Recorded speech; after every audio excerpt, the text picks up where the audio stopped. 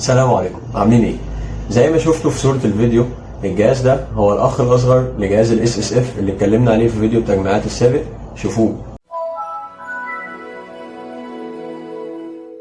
الفرق بس ما بينه وما بين جهاز ال SSF هو المعالج. إن جهاز ال SSF كان رايزن 3 برو 2200G، والجهاز دوت الميني رايزن 3 برو 2200GE. طب هل في فرق كبير بينهم ما بين الجي والجي اي؟ لا اطلاقا، هو صرف الطاقة بس. الجي اي اللي في الجهاز الميني 35 واط، انما الجهاز الاس اس اف ال 2200G كان 65 واط. طيب ليه؟ لان الجهاز الميني ما فيهوش باور سبلاي، هو بس الفرق ان هو بياخد شاحن زي شاحن اللابتوب. طيب خلينا نتكلم عن مواصفات الجهاز ده شويه. بيجي بمعالج رايزن 3 برو 2200GE بسرعه 3.2 جيجا هرتز. بيجي معاه كارت داخلي الفيجا 8 1 جيجا، هو نفس الكارت برضو اللي في الاس اس اف، هو فعليا 1 جيجا.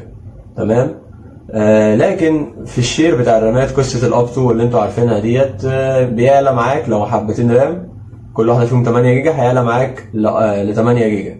بس ده مش فعلي، الكارت داخلي فعليا 1 جيجا بس، لكن بياخد من الرام شير ل 8.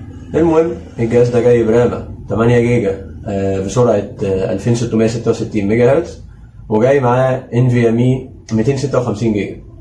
تمام. زي ما انتم شفتوا، احنا اتكلمنا من عنوان الفيديو ان الجهاز سعره جامد، حرفيا لقطة. هو صح، هو جهاز استيراد، وانا ما بنصحش اصلا باجهزة الاستيراد، وهيبقى في فيديو عن اجهزة الاستيراد. بس اجهزة الاستيراد لما تكون من رايزن بكارت داخلي انصح بيها. حاجة تانية لا، او لما يكون جهاز الاستيراد معاك رايزن كارت داخلي، اوكي امورك 100. لكن انتل بصراحة كان لها تجارب هبقى احكيها برضو في فيديو الاستيراد، مش قد كده بصراحة، خصوصا لما يكون كارت الشاشة خارجي يعني. المهم عشان ما نطولش، اللي خلينا نحكي شوية عن الجهاز. هو المداخل فيه من قدام 2 USB، و2 واحد جاك اللي هو واحد مايك وواحد سماعة، وبيجي كمان معاه اللي هو تايب سي.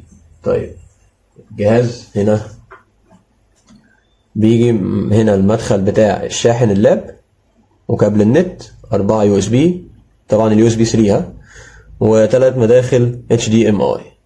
خلينا نشوف الجهاز اداؤه في الالعاب عامل ازاي، يلا بينا.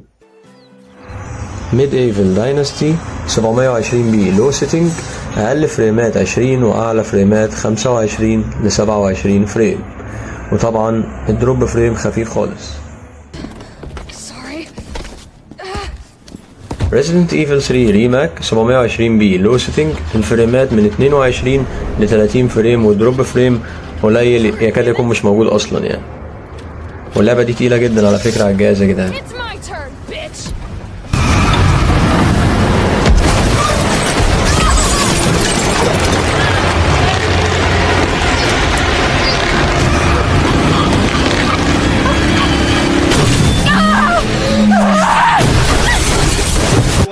طبعا لكل الناس اللي بتحب الكورة واللي انا منهم، بيس 21 على 1080p ميديوم، الفريمات اقل حاجة كانت 35 واعلى حاجة 45، ومفيش لاج اساسا.